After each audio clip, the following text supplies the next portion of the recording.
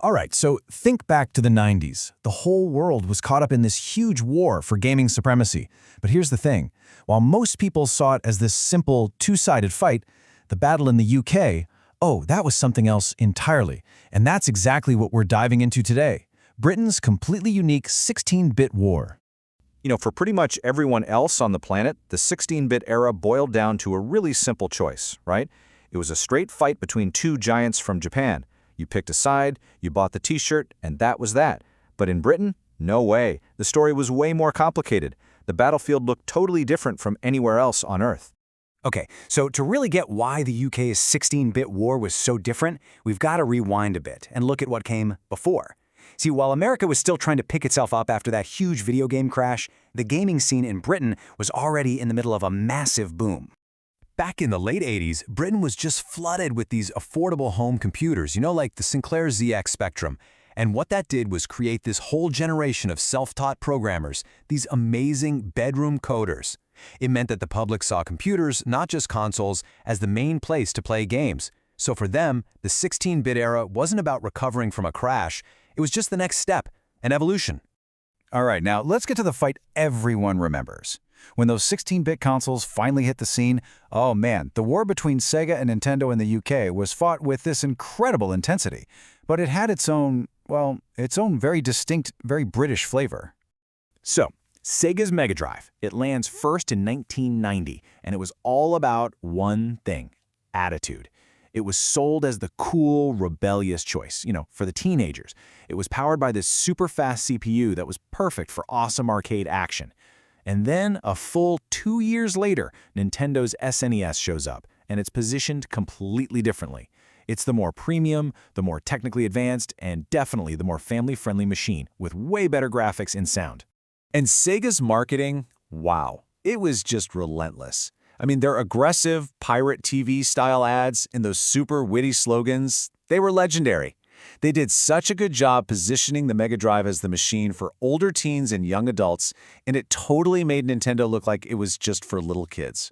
So you take that 2-year head start, you combine it with that brilliant marketing, and the impact was just massive. All across Europe, the Mega Drive completely outsold the SNES. It established this market dominance that was the total opposite of what was happening back in Japan. But, and this is the really crazy part, here's the hidden truth. For all the noise about Sega versus Nintendo that you'd read in magazines like Mean Machines, for a huge chunk of people in the UK, this massive rivalry, it wasn't even the main event, not even close. And that brings us to the incredible twist in the whole story. So forget about those big imports from Japan for just a second, because the real king of gaming in millions and millions of British bedrooms was something else. It was powerful, it was versatile, and crucially, it was way more affordable. It was a home computer. Let me introduce you to the Commodore Amiga 500. This thing launched years before the Mega Drive even showed up, and for a long time, this was the true successor to that whole 8-bit era in the UK. I mean, with its advanced graphics and sound, it wasn't just a computer. For an entire generation, this was the main gaming platform. So why was it so dominant? What was the secret? Well, it really just came down to one simple thing: price. Back in the early 90s, a brand new game for the Mega Drive or the SNES, that was a massive expense. We're talking £40 for a single cartridge. That was a serious amount of cash back then.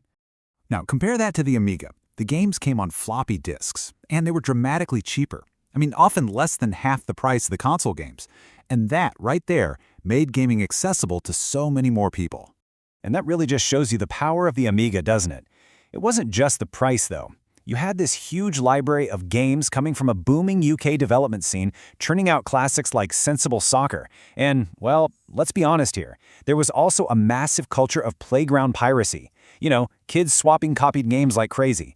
All of that together made the Amiga an absolutely unstoppable force. But the Amiga wasn't alone. It had its own fierce rival, the Atari ST. And while the ST was a fantastic games machine for sure, it carved out this legendary niche for itself. See, it came with standard MIDI ports built right in, so it became the go-to computer for countless musicians.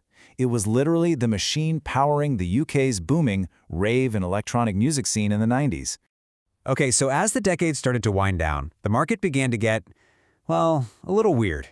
You had this looming promise of 3D graphics on the horizon, and it led to this fascinating but also super chaotic finale for the 16-bit era. It was just filled with these over-the-top luxury machines, cult imports, and some pretty ambitious failures. I mean, at the absolute top end, you had the mythical Neo Geo. It was literally an arcade machine for your living room, with games that cost an eye-watering £200 a pop. And then you had things like the PC Engine, this Japanese powerhouse console. It built up this fanatical cult following, but you could only get it through specialist import shops because it never actually got a proper UK release. So everyone was just racing towards the next big thing, right? 3D graphics. But the problem was, nobody was quite sure how to get there.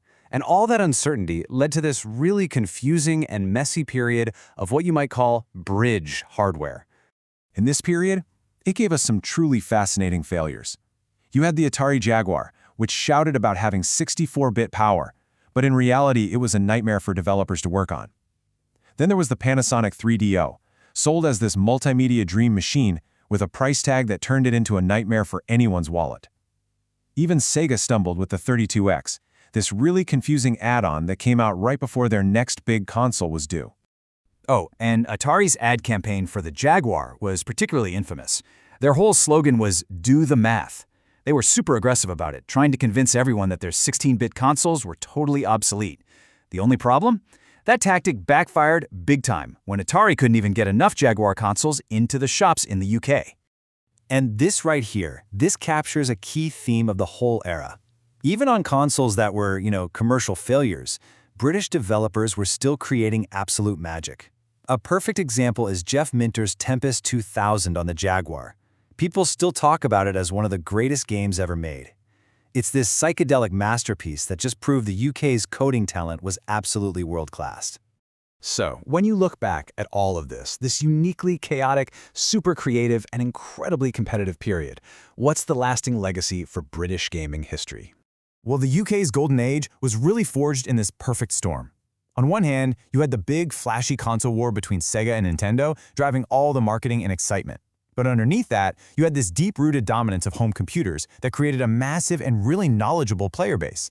And all of that fueled a vibrant gaming press, and, this is the most important part, it gave birth to these legendary UK development studios that would go on to shape the entire global industry. And it all leaves us with this one final, fascinating thought. Was this incredibly specific mix of things, the console rivals, the home computer kings, the bedroom coders who became pros, was it all just a unique lightning-in-a-bottle moment? A totally unrepeatable event that didn't just forge an industry, but actually created a kind of national gaming DNA? One that continues to influence the whole world even today?